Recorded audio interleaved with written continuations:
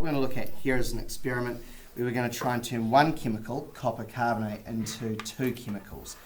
This means that that chemical is breaking down. That's probably the common words you've heard. The word we use in science is decomposition. Okay, and because we're heating it to do it, we call it thermal for heat, thermal decomposition. I'm going to use a blue flame because I want it to happen relatively quickly. You'll see I'm going to stand to the side because I don't really want to point this boiling tube towards you guys. What I've got is a boiling tube with copper carbonate, this pale blue stuff. I've got a delivery tube going into what looks like water, but it's actually lime water, which is calcium hydroxide. And what I'm going to do is, if there's a gas made, it'll bubble through this, and this is my test for carbon dioxide. Because this is a carbonate, which has the word carbon in it, I'm going to guess that it's going to make carbon dioxide gas. I'm going to see if I'm right. If this goes cloudy, then I was right. If it doesn't, then I might be wrong, or I haven't made enough carbon dioxide. So, I'm just going to get that past me so I can face it towards the board,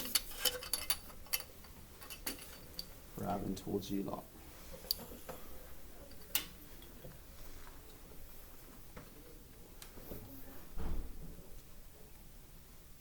And the first thing we'll do is just push the air out, so there will be bubbles coming out whether it's a reaction or not. So you can see those bubbles, they're just air being pushed out from the boiling tube. Alright, so we don't count those as part of our reaction. But if we see any other changes, then we do count it as a chemical reaction.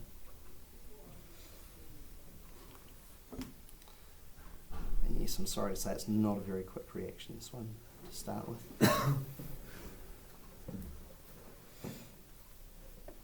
Although, can you see something happening at the bottom? What does it look like it's happening? It's turning black, so it looks like it's burning, doesn't it? Okay, so it's going black. So we've got a colour change.